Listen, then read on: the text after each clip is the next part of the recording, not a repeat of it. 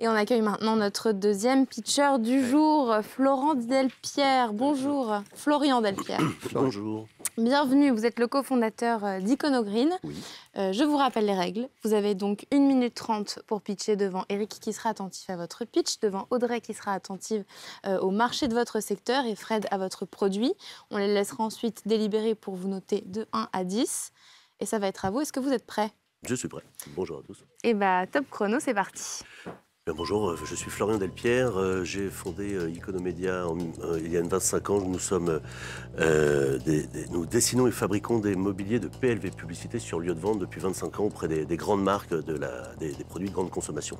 En 2019, j'ai eu envie d'agir concrètement pour le climat et j'ai décidé de faire la cartographie en France de la gestion des déchets pour avoir l'ambition d'aller recycler les mobiliers de PLV.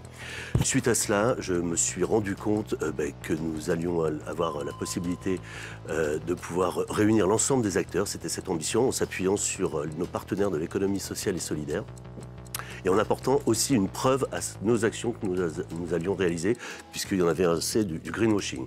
Donc est né Iconogreen de ce sujet-là, où aujourd'hui nous sommes le premier acteur, le premier hub en France de collecte, de tri et de traitement des gestions de PLV, avec 5 chemins de valorisation: le réemploi, la réutilisation, la réparation, l'upcycling et le recyclage. Voilà. Aujourd'hui, nous avons été aussi formés par l'ADEME pour faire des bilans de quantification de gaz à effet de serre que l'on va apporter à nos clients. Nos premiers clients sont des marques telles que Coca-Cola, L'Oréal, qui nous accompagnent depuis un bon moment. Donc nous sommes allés les voir. Et puis aujourd'hui, nous voulons, l'objectif, c'est de passer à l'échelle, puisqu'on a des preuves: 330 tonnes de CO2 évitées, plus de 200 tonnes de déchets collectés. Et voilà. Merci Florian. Merci à vous. Est-ce que notre jury a des questions avant de délibérer, avant de mettre vos notes? Oui, moi j'en ai une sur justement la manière avec laquelle vous arrivez à faire ce beau recyclage. Enfin, j'ai compris qu'il y avait réemploi, réutilisation, réparation, upcycling, Oui, recyclage, bien tout sûr. ça, tout y est. Techniquement, ça se traduit par quoi? Sur le terrain, vous faites quoi? Vous les traitez comment, ces Alors objets? techniquement, chaque sujet, alors c'est devenu un sujet très très volumineux, très important.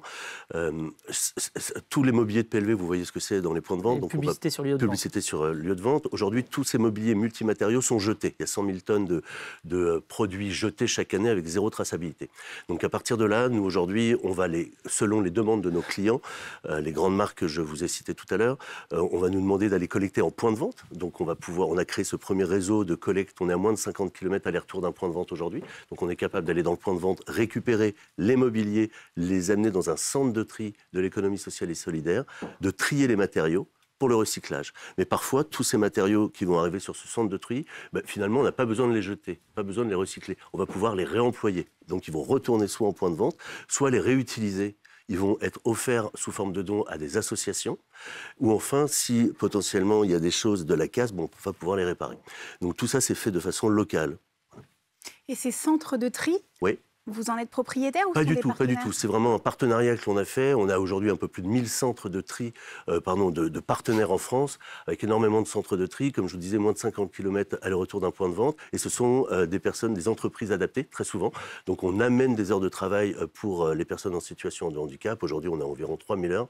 Et voilà, on est très fiers. Et l'objectif, c'est d'aller lutter contre ce climat. Les lois arrivent. On les voit aujourd'hui, les lois, les responsabilités élargies des producteurs, tout ça, ça se met en place. Sur l'emballage, sur le réemploi. La PLV n'est pas encore dans le scope des législateurs, mais ça ne devrait pas tarder sur ces sujets-là. Merci Florian. Merci. Il est l'heure de vous laisser délibérer. Merci. À tout de suite. Florian, ça va? Vous venez de pitcher à l'instant. Est-ce que vous êtes content de vous? Oui, pas mal. Enfin, on a toujours plein de choses à raconter. 1 minute 30, c'est court. Mais enfin voilà, j'espère que c'était compréhensible. Vous n'avez pas de regrets? Non, aucun regret, c'est canon, c'est très bien. De toute façon, on en parle toute la journée, de le faire en 1:30, c'est toujours compliqué. Mais enfin voilà, les engagements sont là, le climat n'attendra pas, donc on doit avancer. Est-ce que là, on va retourner en plateau, vous allez découvrir vos notes. Est-ce que vous appréhendez certaines notes, certains coachs? Non, moi c'est la première fois, je suis très content d'être là et puis d'avoir un regard de professionnel, c'est intéressant, il faut toujours être accompagné de ses pairs, donc c'est sympa. Bon, il n'y a plus qu'à. On y va, on retourne en plateau.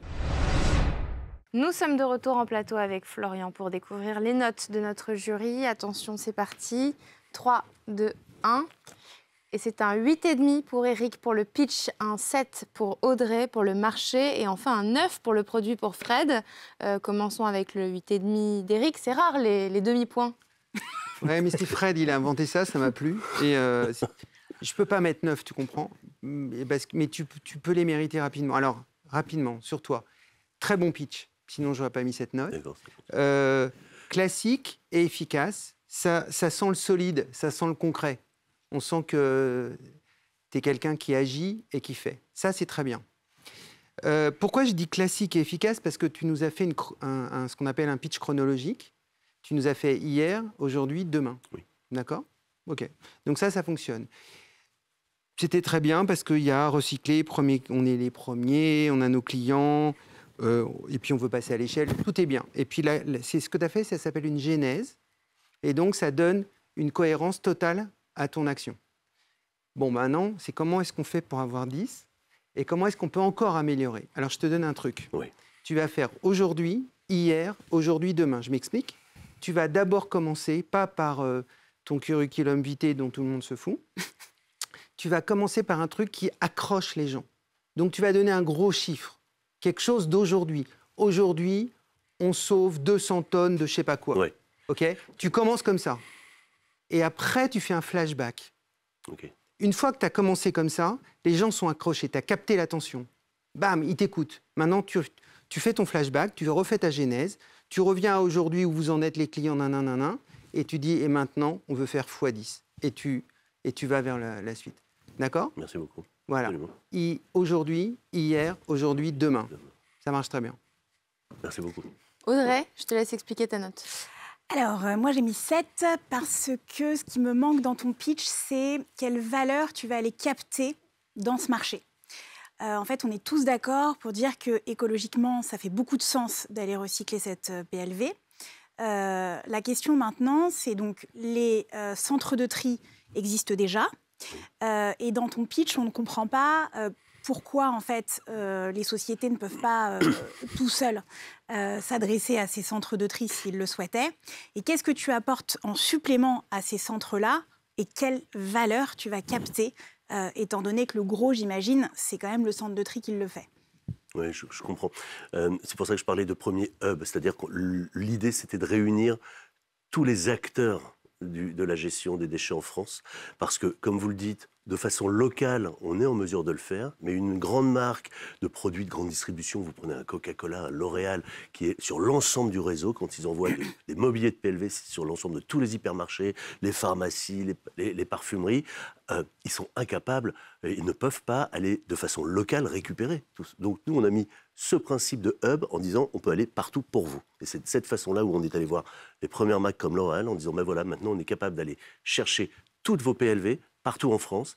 Et c'est aussi, d'ailleurs je parle beaucoup d'eux, mais c'est grâce à eux où ça a vraiment déclenché. Ils ont dit ok, on y va, on fait du best practice et on avance. Et aujourd'hui, on est sur des modèles d'économie circulaire. Donc on chapeaute justement, on réussit à créer cette valeur ajoutée où quel que soit l'endroit en France, on est en mesure d'aller récupérer des mobiliers de PLV. Et pour une marque, c'est très intéressant parce que elle va pouvoir sortir 1000 mobiliers de PLV. Elles sont à peu près où elles sont, mais à un moment donné, quand ils veulent aller les recycler, mais comment ils font? Ben nous, on va pouvoir récupérer les adresses des magasins, on va s'occuper de tout. Et enfin, pour finir, Fred, 9 sur 10 pour le très produit. rapidement, 9, c'est vrai que je mets rarement un 9. En fait, ce que je trouve de très bien, c'est que tu es toujours dans une industrie depuis pas mal d'années et tu t'es rendu compte qu'il y avait un problème. Et tu t'es rendu compte que tu pouvais faire partie de la solution. Et tu l'as mise en place en utilisant les atouts et ta connaissance du milieu pour aller justement apporter une valeur ajoutée à tous les partenaires avec qui tu travailles déjà en leur permettant d'avoir des PLV initialement, mais ensuite de faire au mieux pour éviter tout le gâchis qu'il y a derrière. Et voilà, je pense que la méthode créer une boucle circulaire, c'est la bonne manière de faire, c'est la bonne approche. Et puis au-delà de ça, tu collectes 200 tonnes de déchets aujourd'hui, mais j'ai noté qu'il y avait 100 000 tonnes de déchets PLV par an en France, donc ça veut dire que 99,8% de tes déchets ne sont pas encore collectés par toi. Il va falloir, voilà, tu as un petit peu de travail. Il y a du boulot et le modèle est là. Le souci que l'on a aussi, c'est de créer des lignes budgétaires chez nos clients, puisqu'aujourd'hui c'est un coût additionnel et nous on leur dit non, vous avez déjà des coûts de destruction que vous utilisez, qui passent inaperçus. Donc il y a un vrai business model en tout cas et un vrai volume parce que de toute façon les lois vont arriver. S'ils ne le font pas aujourd'hui, ça va leur coûter encore plus cher de taxes ou autre chose, quoi. Bravo et merci Florian d'avoir été avec nous aujourd'hui. Et très bonne continuation à Iconogreen. Et cette émission touche à sa fin. Et oui, si vous aussi, vous voulez venir pitcher ou nous suggérer un invité, vous pouvez le faire en scannant le QR code qui est en train de s'afficher sur votre écran ou bien en nous écrivant à lespionniers@bfmbusiness.fr. On sera ravis de vous accueillir sur le plateau, comme toujours. Vous pouvez aussi découvrir les coulisses de l'émission, tout simplement en allant sur les réseaux sociaux, en nous cherchant Les Pionniers chez Fred Mazella, en replay et en podcast sur toutes les plateformes. Merci à tous d'avoir suivi cette émission. Merci Rebecca, merci Audrey, merci Eric. Et quant à nous, on se retrouve donc la semaine prochaine. Les Pionniers chez Fred Mazella sur BFM Business.